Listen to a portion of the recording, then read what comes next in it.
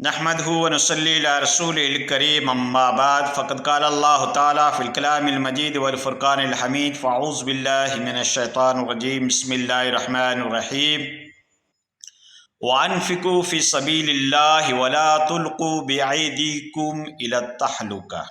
मोहतरम नाज़रीन और मुअज़्ज़ज़ सामीन इकराम, आज का मेरा मौजू जो है ख़ुसूसन नौजवान तबके के लिए है जो इस बुराई को बुराई ही नहीं समझता है, इस गुनाह को अहवन समझता है और अक्सर बेशतर नौजवान तबका इसके अंदर मुब्तला है। वो मौजू है मुस्तज़नी, जिसको अंग्रेज़ी में कहते हैं मस्टरब्यूशन, या इसके लिए लफ्ज़ अंग्रेज़ी में आता है हैंड प्रैक्टिस।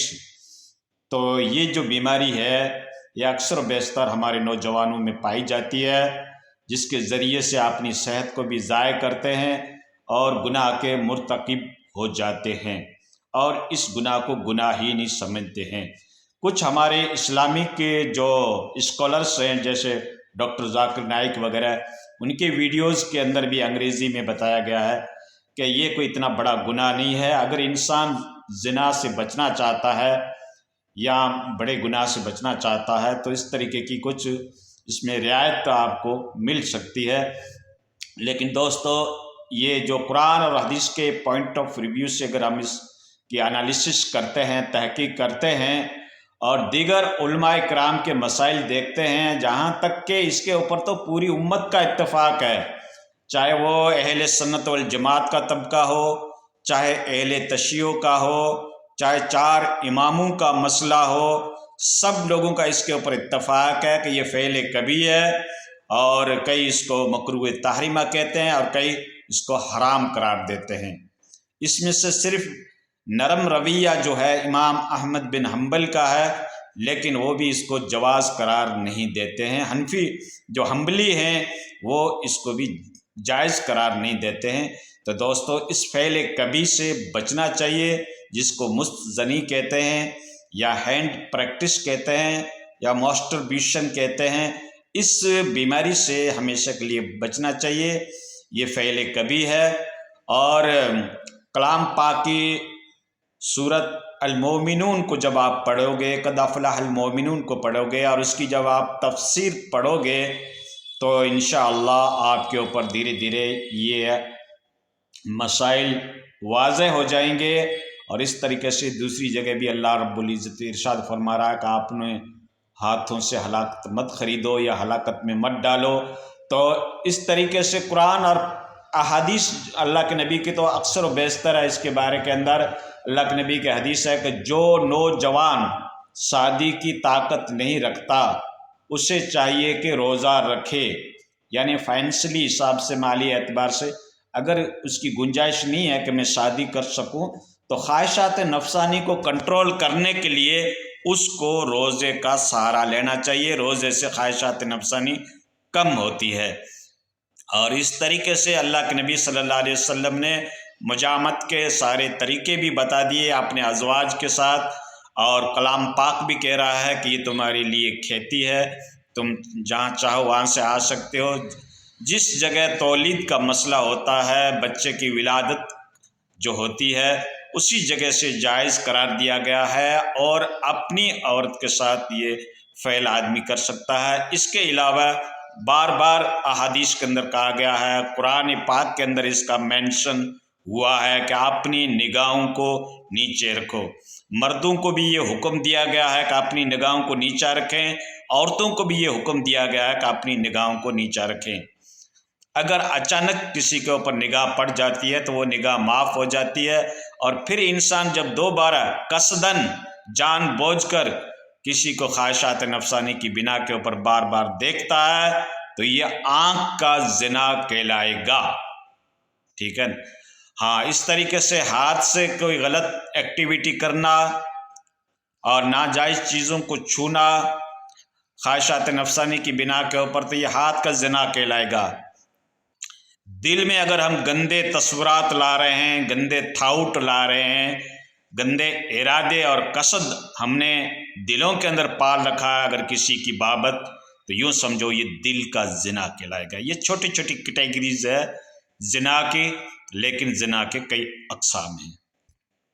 تو دوستو ہر برائی سے بچنا چاہیے، خصوصی طور پر آج کل ہمارے نوجوانوں کے اندر یہ بے حیائی اور بے شرمی جو ہے عروج کے اوپر ہے، کیونکہ ہمارا انوائرمنٹ، ہمارا ماحولیات یہ ایسا بن گیا ہے، اور خصوصاً آج کل جو یہ سوشل میڈیا کا دور چل پڑا ہے، جس کے اوپر ہر طریقے کے گندے سین آتے ہیں، گندا مواد آتا ہے، گندا میٹر آتا ہے، اور سیکسولوجی سے بچے لوگ جڑ جاتے ہیں اور پھر وہ الگ الگ حرکتیں اپناتے ہیں جو از روئے شریعت حرام کہلاتی ہے۔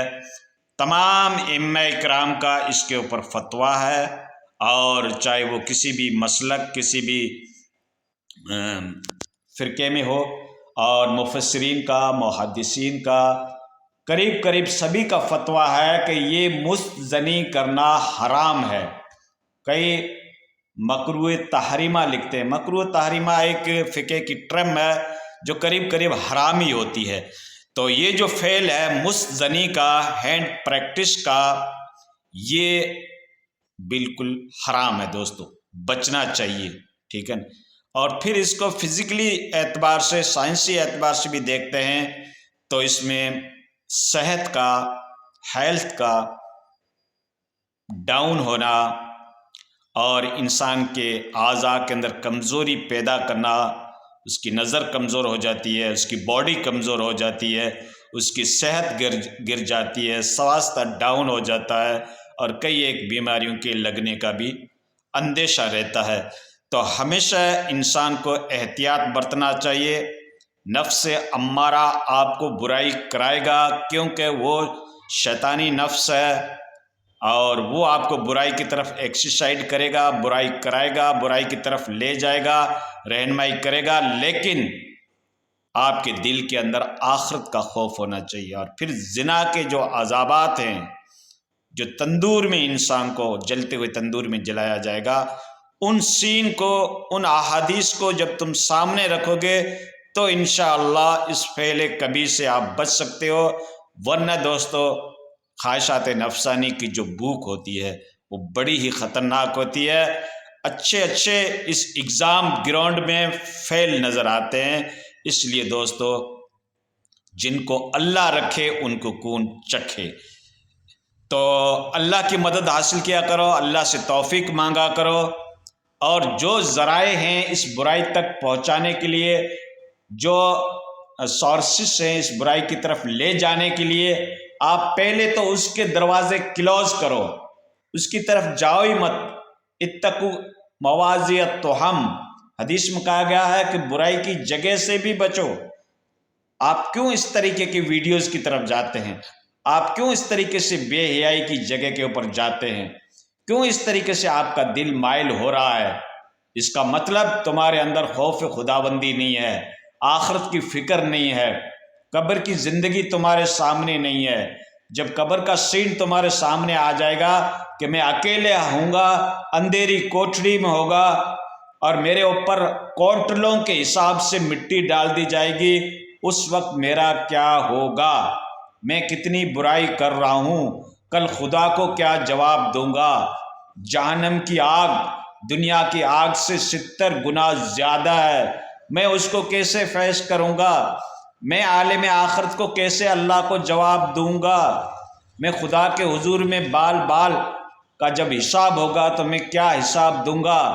یہ ساری چیزیں تمہارے دماغ میں استحضار ہوگا ان چیزوں کا، اور تمہارے اندر تقوی ہوگا، یعنی تم برائی سے بچنے کا احساس ہوگا، سیلف ریئلائزیشن ہوگا، تمہارے سوچ، تمہارے تصورات، تمہارے خیالات، تمہاری نیتیں، تمہارا دل، سب کچھ پاکیزہ اگر آپ نے کر رکھا ہے تو آپ اس برائی سے اچھی طریقے سے بچ سکتے ہو۔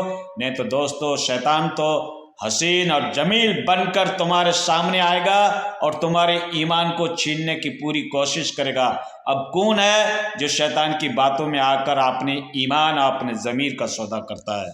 اللہ تعالی ہمیں توفیق عطا فرمائے اعمال صالح کرنے کی۔